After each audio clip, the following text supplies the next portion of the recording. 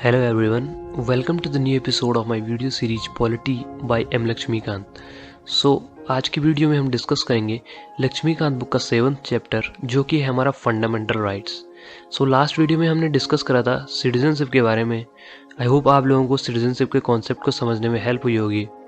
अगर आपने वो वीडियो नहीं देखी है तो आप उस वीडियो को जाकर के देख सकते हैं, उसका लिंक मैं आपको एंड स्क्रीन पे दे दूंगा। शुरू करते हैं मेरे आज की वीडियो। मेरा नाम है अनंत और आप देख रहे हैं e Gurukul NCERT stuff. Fundamental right हमारे कॉन्स्टिट्यूशन के पार्ट 3 में आता है।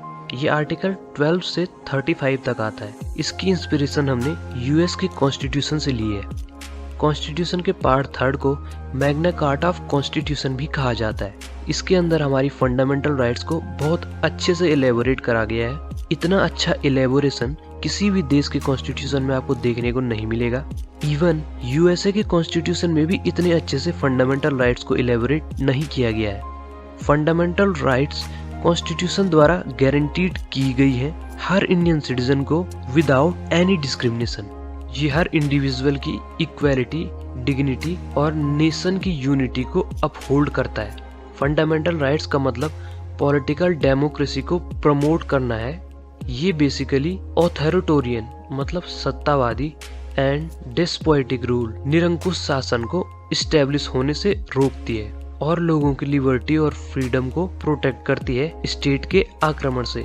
मेरा मतलब अगर कोई स्टेट लोगों की लिबर्टी और फ्रीडम को छीनने की कोशिश करता है तो ये उसे ऐसा नहीं करने देती। Fundamental rights basically a government of law को इस्टेब्लिश करने में एम करती है। फंडामेंटल राइट्स को फंडामेंटल राइट्स इसलिए कहा जाता है क्योंकि ये कॉन्स्टिट्यूशन से गारंटीड और प्रोटेक्टेड हैं, जो कि फंडामेंटल लॉ है लैंड का।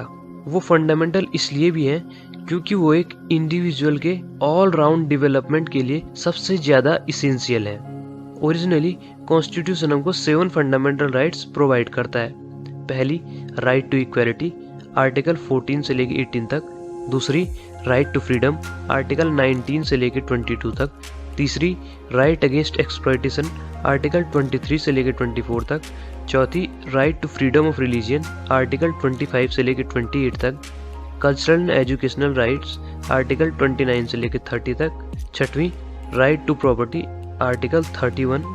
Right to constitutional remedies, article 32, जो कि हमारी 7th फंडामेंटल राइट है। Right to property 44th constitutional amendment act of 1978 के बाद डिलीट कर दिया गया है। अब ये एक लीगल राइट बन के रह गया है, जो कि पार्ट 12 के अंडर में आर्टिकल 300A में प्रेजेंट है। मैंने इसके ऊपर एक सेपरेट वीडियो बना रखी है। अगर आपने वो वीडियो नहीं देखी है तो उसका लिंक मैं आपको डिस्क्रिप्शन में दे दूंगा, आप उस वीडियो को जरूर देखें। प्रेजेंट में हमारे पास 6 फंडामेंटल राइट्स हैं। Features of fundamental rights. Fundamental right जो कि हमारे कॉन्स्टिट्यूशन ने गारंटीड करी हैं, उनको हम कुछ ऐसे कैरेक्टराइज करते हैं। कुछ fundamental rights only Indian citizens के लिए हैं, जबकि कुछ सिटीजन्स, फॉरेनर और लीगल पर्सन्स लाइक कॉरपोरेट और कंपनीज सभी के लिए हैं। कुछ राइट्स निगेटिव भी हैं। ये अथॉरिटी ऑफ स्टेट पे कुछ लिमिटेशंस लगा देती हैं और कुछ पॉजिटिव भी हैं। ये लोगों को सर्टेन प्रिविलेजेस, विशेषाधिकार भी प्रोवाइड करती हैं। Fundamental rights justiciable in nature होती हैं। अगर आपकी फंडामेंटल राइट्स का वायलेशन होता है तो आप कोर्ट में जा सकते हैं। ये सुप्रीम कोर्ट के द्वारा गारंटीड और डिफेंड की जाती हैं। Aggrieved person directly supreme court में भी जा सकता है। ये परमानेंट नहीं होती हैं। पार्लियामेंट इनको कर्टेल और रिपील कर सकता है, लेकिन ये कॉन्स्टिट्यूशनल अमेंडमेंट एक्ट के थ्रू ही हो सकता है। लेकिन ये कॉन्स्टिट्यूशन के बेसिक स्ट्रक्चर को हार्म करे बिना ही होना चाहिए। ये नेशनल इमरजेंसी के टाइम पर ही सस्पेंड हो सकती हैं और आर्टिकल 20 और 21 को आप नेशनल इमरजेंसी के टाइम पर भी सस्पेंड नहीं कर सकते हैं। और आर्टिकल 19 सिर्फ वार और एक्सटर्नल एग्रेशन के टाइम पर ही सस्पेंड हो सकती हैं, ना कि इंटरनल इमरजेंसी के टाइम पे सस्पेंड हो जाएंगी। अब इमरजेंसी वाले प्रोविजंस मैं आपको आने वाले वीडियोस में आराम से और बहुत ही डिटेल में समझाऊंगा। फंडामेंटल राइट्स के स्कोप को आर्टिकल 31A, 31B और 31C ने लिमिटेड करा है। इसके ऊपर ऑलरेडी मैंने एक वीडियो बना रखी है, तो आप उस वीडियो को देख सकते हैं। मैं उसका लिंक आपको डिस्क्रिप्शन में दे दूंगा।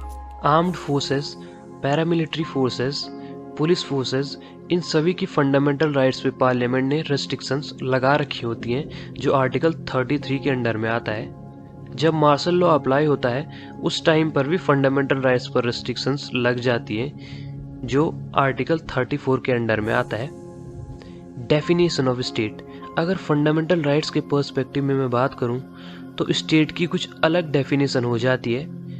आर्टिकल 12 स्टेट के अंदर इंक्लूड करता है government and parliament of India, that is executive और legislative organ of union government, government and legislature of state, that is executive और legislative organ of state government, सारी local authorities, that is municipality, panchayat, district board, improvement trust, etc.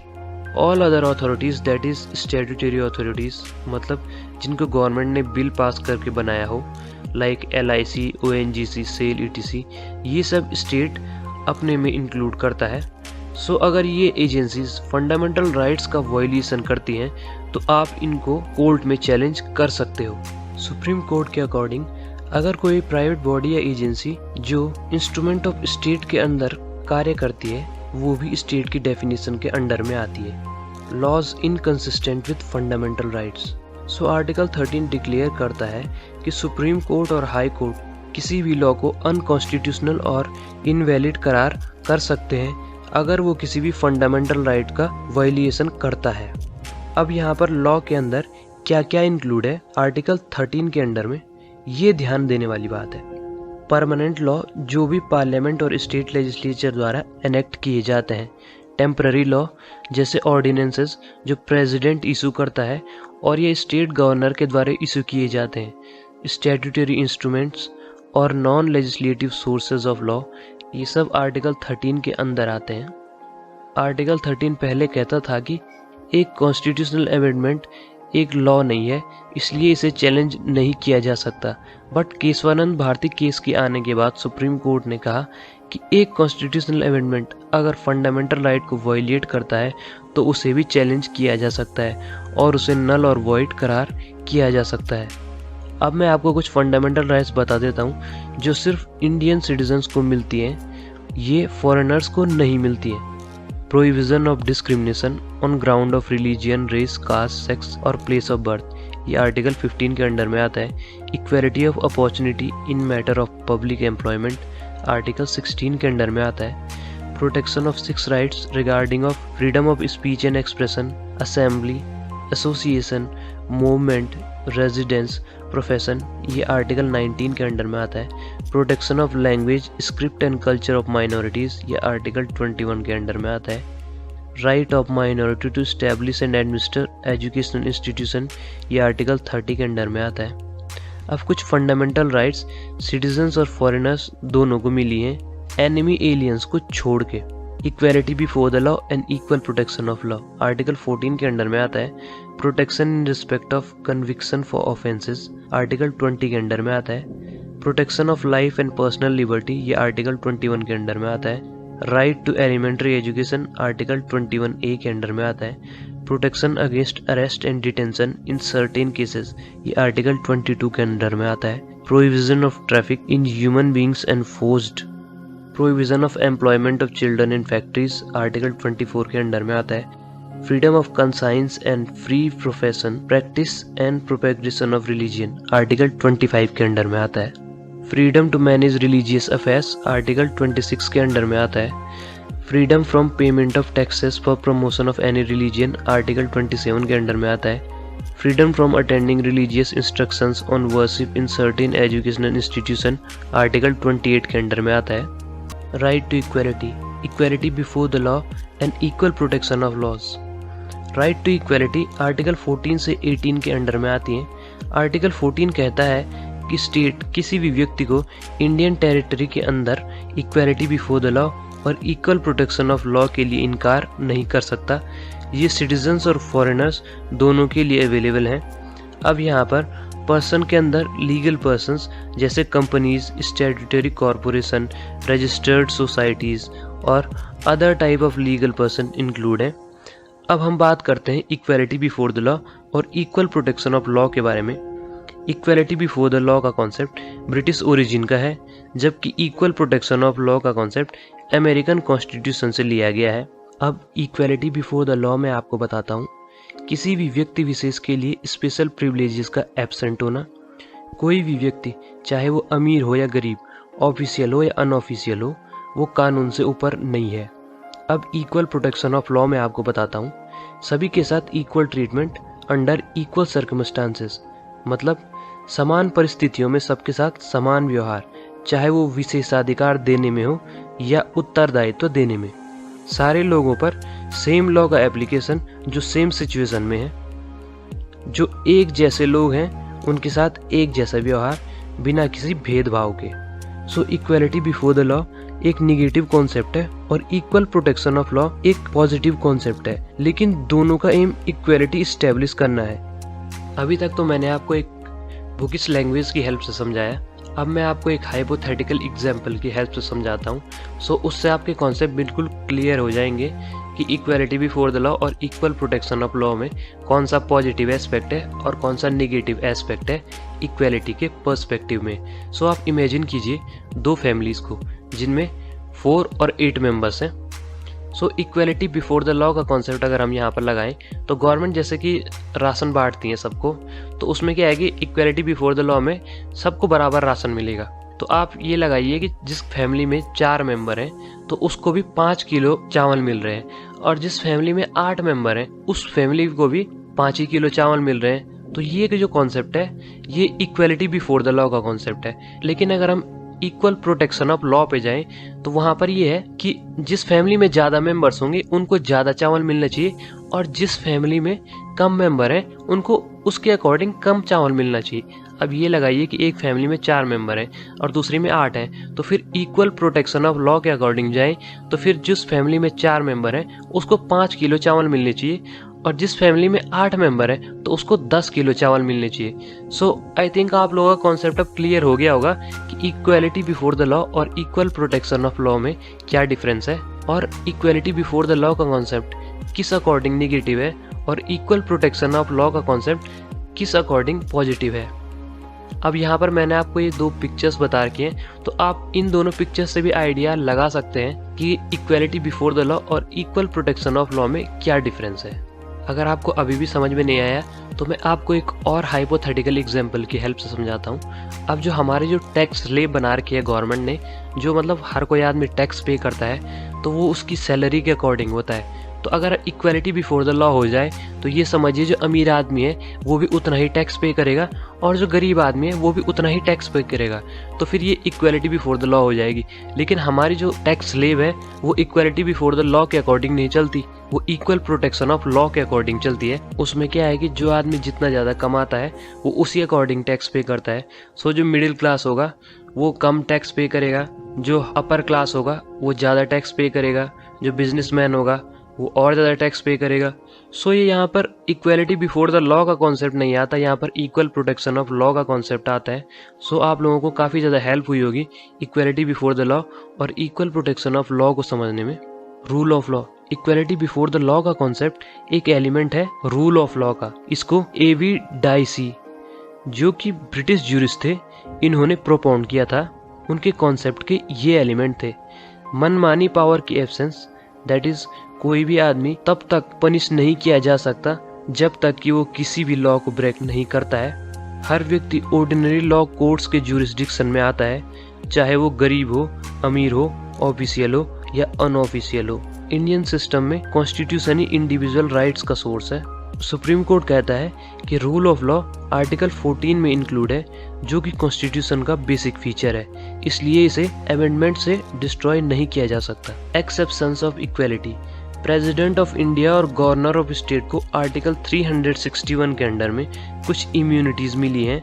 वो कुछ ऐसी हैं: president और governor अपनी powers और duties को परफॉर्म करने के लिए किसी भी कोर्ट में आंसरेबल नहीं है, मतलब वो कोई भी ड्यूटी परफॉर्म करते हैं अपनी ऑफिस की तो वो किसी भी कोर्ट में जवाब तलब नहीं किए जा सकते। प्रेसिडेंट और गवर्नर के कार्यकाल के दौरान उन पर कोई भी क्रिमिनल प्रोसीडिंग नहीं चलाई जा सकती। प्रेसिडेंट और गवर्नर के कार्यकाल के दौरान उनको अरेस्ट भी नहीं किया जा सकता। प्रेसिडेंट और गवर्नर के कार्यकाल के दौरान उन पर किसी भी कोर्ट में कोई भी सिविल प्रोसीडिंग नहीं चलाई जा सकती। उनके कार्यकाल के खत्म होने के बाद 2 मंथ के नोटिस की एक्सपायरी के बाद ही उन पर कोई भी कार्यवाही चलाई जा सकती है। किसी भी एमएलए या एमपी द्वारा लेजिस्लेटिव असेंबली या पार्लियामेंट में दिए गए बयान या वोट के लिए वो किसी भी कोर्ट में उत्तरदायी नहीं होंगे। फॉरेन सोवरेन एम्बेसडर्स और डिप्लोमेट्स सिविल और क्रिमिनल प्रोसीडिंग के लिए इम्यूनिटी एंजॉय करते हैं। यूएनओ और उनकी एजेंसीज डिप्लोमेटिक इम्यूनिटी एंजॉय करते हैं। Prohibition of discrimination on certain grounds. Article 15 कहता है कि स्टेट किसी भी सिटीजन के साथ only religion, race, caste, sex और प्लेस ऑफ बर्थ के ग्राउंड पे डिस्क्रिमिनेशन नहीं कर सकता। यहाँ पर 2 वर्ड यूज किए गए हैं, डिस्क्रिमिनेशन और ओनली। डिस्क्रिमिनेशन का मतलब है भेदभाव, और ओनली वर्ड यहाँ पर बताता है कि रिलीजियन, रेस, कास्ट, सेक्स और प्लेस ऑफ बर्थ से हट के अदर ग्राउंड पर डिस्क्रिमिनेशन प्रोहिबिटेड नहीं है।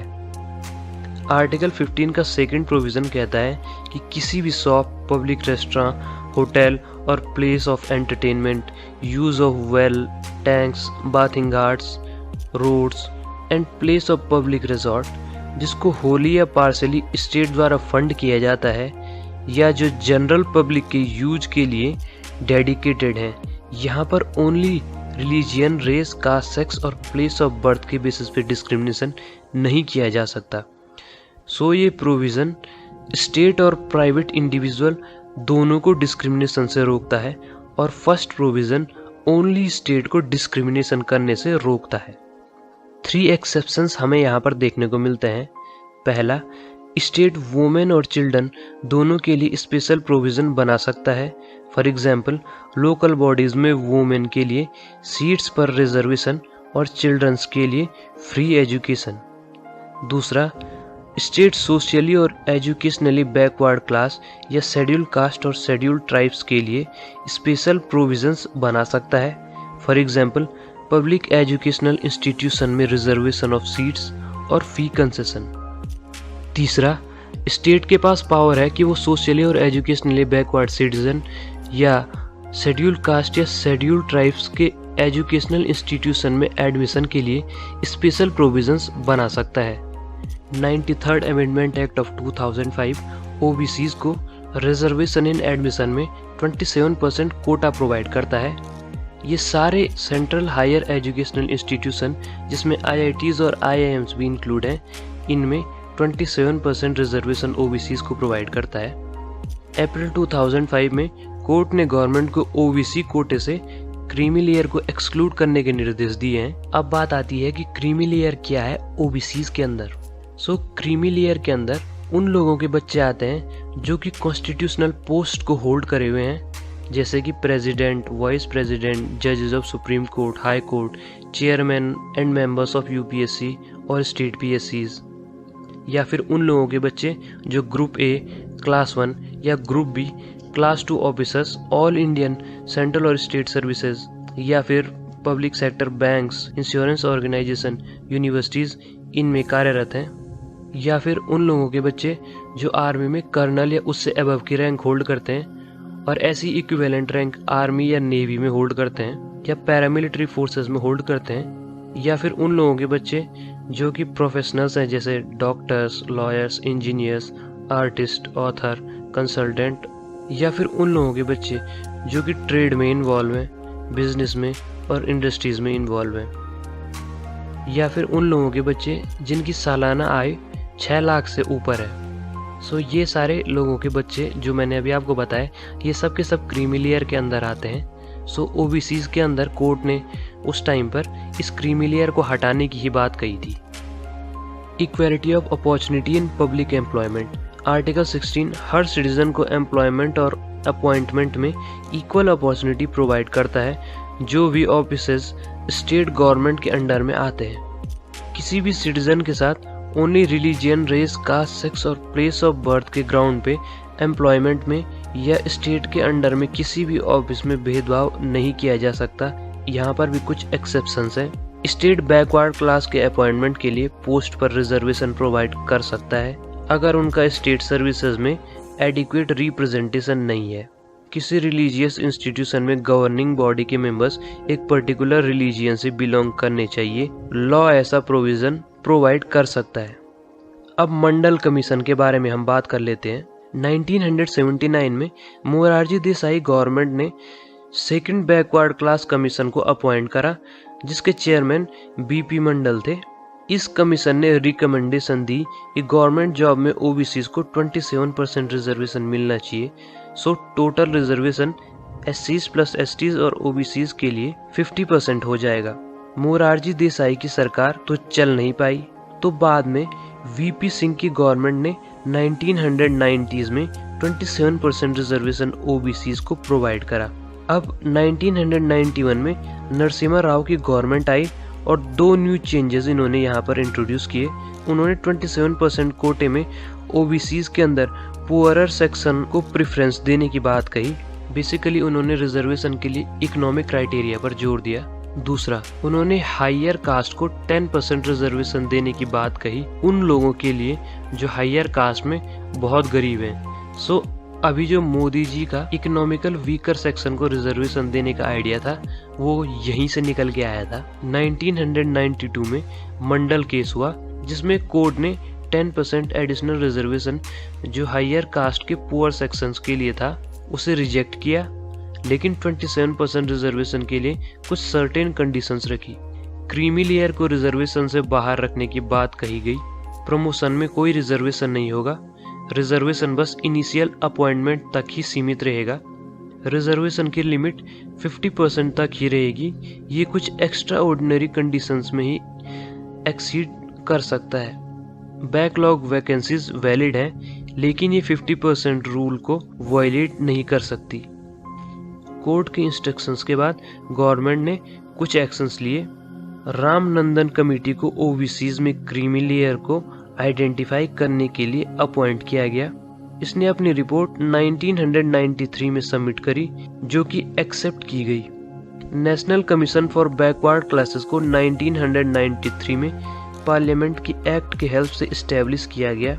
इसके बाद 77th अमेंडमेंट एक्ट 1995 में आया, जिसने स्टेट को पावर दी कि वो एससीज और एसटीज को प्रमोशन में रिजर्वेशन प्रोवाइड करे। 85th अमेंडमेंट एक्ट 2001 में आया और इसने एससीज और एसटीज को प्रमोशन में सीनियरिटी प्रदान करी। मेरा मतलब कि उनको प्रमोशन में भी सीनियर माना जाएगा according to others. 81st amendment act ने बैकलॉग वैकेंसीज पर लगी 50% की सीलिंग को एंड कर दिया। ये वही बैकलॉग वैकेंसीज है जिन पर कोर्ट ने 50% की सीलिंग क्रॉस करने पर रोक लगा रखी थी। अब मैं आपको बैकलॉग वैकेंसीज एक हाइपोथेटिकल एग्जांपल की हेल्प से समझाता हूँ। जैसे किसी पोस्ट के लिए इस साल 10 वैकेंसीज आई, सो 50% रिजर्वेशन आप उसमें लगा दो तो आपके पास बची 5 पोस्टें। सो जो 5 पोस्टें बची वो तो फुलफिल हो गई, लेकिन जो रिजर्वेशन वाली 5 थी उनमें से 3 फुलफिल हुई और 2 रह गई। सो अब यहाँ पर 2 वैकेंसीज बच जाती हैं इस साल की। सो नेक्स्ट ईयर भी सेम ऐसा ही हुआ और उसी पोस्ट के लिए 10 वैकेंसीज आई, जिसमें से कि 5 हो गई रिजर्व कैटेगरी की और जो 5 हो गई वो जनरल की हो गई, तो जनरल वाली फिर से फुलफिल हो गई। सो अब हमारे पास रिजर्व कैटेगरी की कितनी पोस्टें हो जाती हैं? 5 तो अब की बार की हो गई और 2 पिछली बार की बची हुई थी। सो जो 2 बची हुई थी पिछली बार की वो हो गई आपकी बैकलॉग वैकेंसीज। सो हमारे पास यहाँ पर टोटल 7 पोस्टें हो जाती है रिजर्वेशन की, लेकिन यहाँ पर ये कहा गया है कि इन दोनों को कंबाइन नहीं किया जाएगा। और यहाँ पर आप देख सकते हैं कि 7 पोस्टें हो गई जब रिजर्वेशन की, तो ये 50% की सीलिंग को क्रॉस कर दे रहा है। सो यही चीज यहाँ पर 81st अमेंडमेंट एक्ट के थ्रू आई। सो यहाँ पर ये कहा गया है कि जो बैकलॉग वैकेंसीज है उनको नई वाली वैकेंसीज के साथ हम ऐड नहीं करेंगे, और टोटली अगर आप देखोगे तो ये 50% की सीलिंग को अपने आप ही क्रॉस कर देगा और हम यहाँ पर कोई क्वेश्चन भी नहीं उठा सकते। सो ये था बैकलॉग वैकेंसीज का कॉन्सेप्ट। 76th अमेंडमेंट एक्ट ने तमिलनाडु रिजर्वेशन एक्ट को 9th शेड्यूल में डाल दिया। सो ये जुडिशियल रिव्यू से बच गया। सो ये एक्ट 69% रिजर्वेशन प्रोवाइड कर रहा था, जो 50% से 19% ज़्यादा है। Abolition of untouchability. Article 17 untouchability को खत्म करता है और protection of civil rights act 1955 कहता है कि अनटचेबिलिटी एक पनिशिएबल ऑफेंस है और इसके लिए 6 मंथ तक जेल भी हो सकती है और 500 रुपीज़ का फाइन भी लग सकता है या फिर दोनों हो सकता है। Abolition of titles. Article 18 titles को खत्म करता है और इसके रिगार्डिंग में 4 प्रोविजंस बताता है। ये स्टेट को किसी सिटीजन या फॉरेनर को टाइटल प्रोवाइड करने से रोकता है। मिलिट्री और एकेडमिक डिस्टिंक्शंस यहाँ पर एक्सेप्शंस है।